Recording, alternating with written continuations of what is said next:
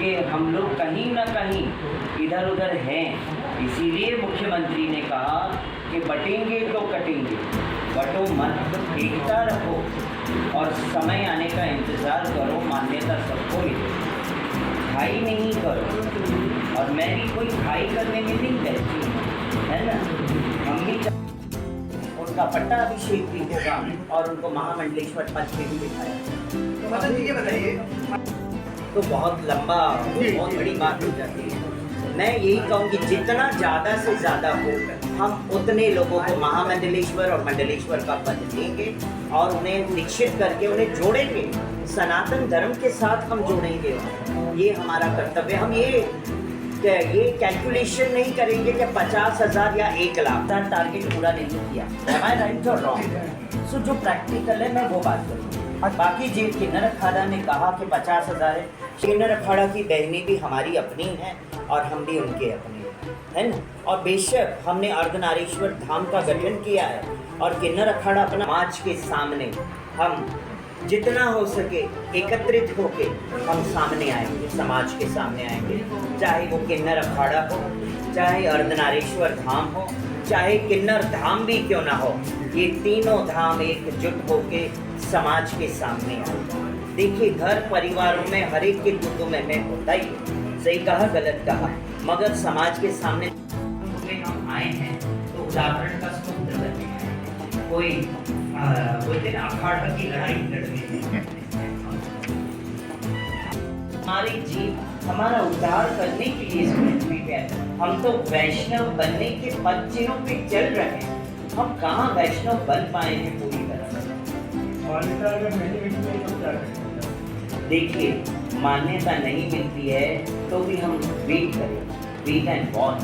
भगवान ने कहा है सहनशीलता रखिए, आप सब्र रखिए, सब्र का फल हमेशा मीठा होता है।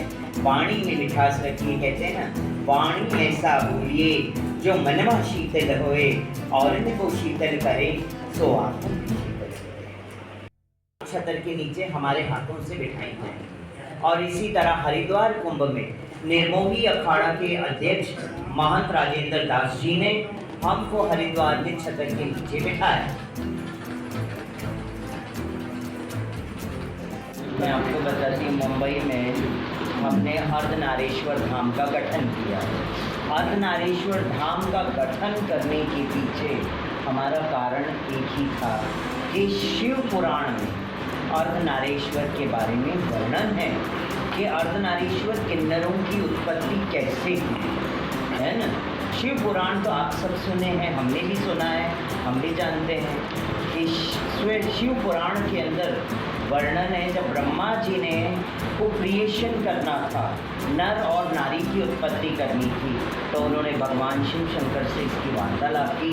तो भगवान शिव शंकर ने उन्हें मान्यता तो आज नहीं तो कल तो देंगे। अखाड़े की बात अलग हो गई, जैसे यूपी में किला की क्या स्थिति है, वहाँ पे आपके कितने सदस्य हैं, कोई सदस्य है आपके? नहीं, हमारा कोई सदस्य नहीं है। किन्नर अखाड़े के सदस्य है यूपी किन्नर बोर्ड के अंदर, किन्नर कल्याण बोर्ड के अंदर। और अगर वो हमें स्थान देंगे तो हमें तो सेवा का मौका मिलेगा, है ना। तो उससे तो हमें कोई आपत्ति नहीं, वो अपना कार्य कर रहे हैं किन्नर बोर्ड को लेकर और वो सराहनीय है।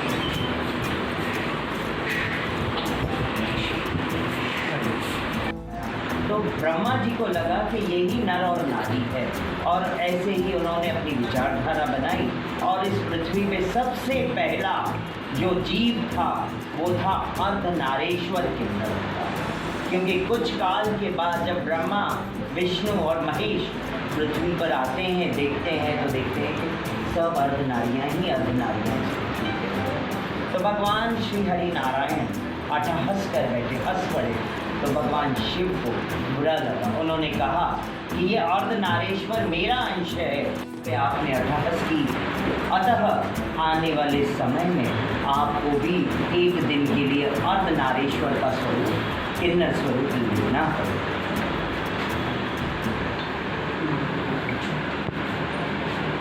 तो ये अर्धनारीश्वर धाम इसका उद्घाटन होगा इस कुंभ में, है ना, क्योंकि पहली बार लगेगा। और इस कुंभ के अंदर अर्धनारीश्वर धाम के तहत हमारा विचार है सबसे पहले सफाई अभियान के ऊपर ध्यान दिया जाएगा।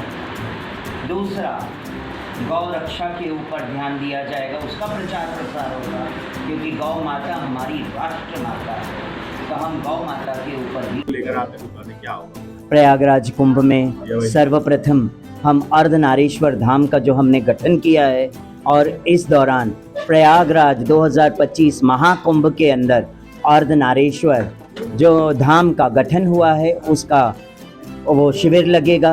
उस शिविर के अंतर्गत हम प्रचार प्रसार भी करेंगे, और साथ ही साथ हम चिकित्सालय का भी वर्णन करते हैं कि हम वहाँ पे जन समाज की सेवा के लिए चिकित्सालय भी होगा उसके अंदर, और उसके अंदर हम प्रचार प्रसार के माध्यम से और सफाई अभियान के माध्यम से पूरे कुंभ में हम चाहते हैं कि सफाई रहे। और अर्धनारीश्वर धाम का जो गठन हुआ है, इसका मतलब ये नहीं है कि भाई हम सब अलग हो चुके हैं, किन्नर समाज बट गया है कुंभ के अंदर। किन्नर समाज एक है, एक होगा और एक रहेगा हमेशा के लिए। बेशक घराना अलग अलग है, मगर हम सब एक हैं, हम कभी अलग नहीं हुए हैं। जिस तरह से हमारे आदरणीय मुख्यमंत्री योगी आदित्यनाथ जी ने जो कहा है, जो मूल मंत्र दिया है, बटेंगे तो कटेंगे, तो हम यही कहेंगे, हम कभी ना बटेंगे और ना हम कभी किसी को कटने देंगे। और ये 2025 के कुंभ के अंदर एकता आप सबको, हम सबको देखने मिलेगा।